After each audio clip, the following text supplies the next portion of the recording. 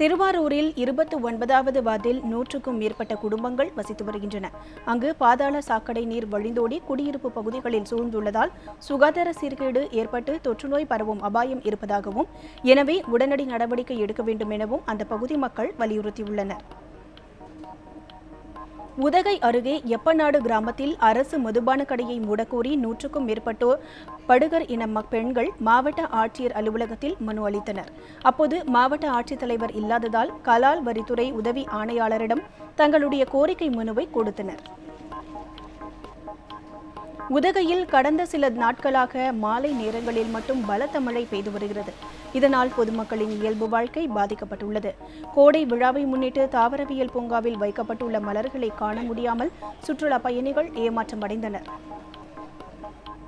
தஞ்சாவூர் மாவட்டம் தெக்கூர் கிராமத்தைச் சேர்ந்த சந்திரசேகரன் என்பவர் 2 குழந்தைகள் மற்றும் மனைவியுடன் இருசக்கர வாகனத்தில் வந்தபோது எதிரே வந்த பேருந்து மீது மோதி விபத்து ஏற்பட்டது. இதில் சந்திரசேகரன் மற்றும் அவரது ஒரு குழந்தை சம்பவ இடத்திலே பலியாகினர்.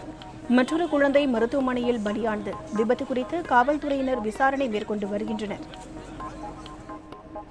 மதுரையில் விதிமீறலில் ஈடுபட்ட 181 பள்ளி வாகனங்களுக்கு அபராதமாக 2,60,000 ரூபாய் செலுத்த உத்தரவிடப்பட்டுள்ளது. மதுரையில் வட்டார போக்குவரத்து அதிகாரிகள் கடந்த மாதம் 24ஆம் தேதி பள்ளி வாகனங்களை சோதனை செய்தனர். அப்போது 181 வாகனங்களில் விதிமீறல்கள் இருப்பது கண்டுபிடிக்கப்பட்டது. தற்போது இந்த வாகனங்களுக்கு 2,60,000 ரூபாய் அபராதமாக கட்ட வேண்டும் என உத்தரவிடப்பட்டுள்ளது.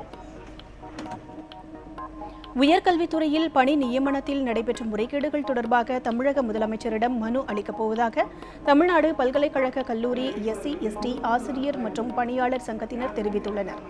திருச்சியில் செய்தியாளர்களிடம் பேசிய சங்கத்தின் மாநில பொதுச் செயலாளர் மாரிமுத்து, இந்த கல்வியாண்டில் கல்லூரி கல்வி இயக்குநர், இணை இயக்குநர் உள்ளிட்ட பணியிடங்களை பணிமூப்பு பட்டியலின்படி நியமனம் செய்ய வேண்டும் என வலியுறுத்தினார்.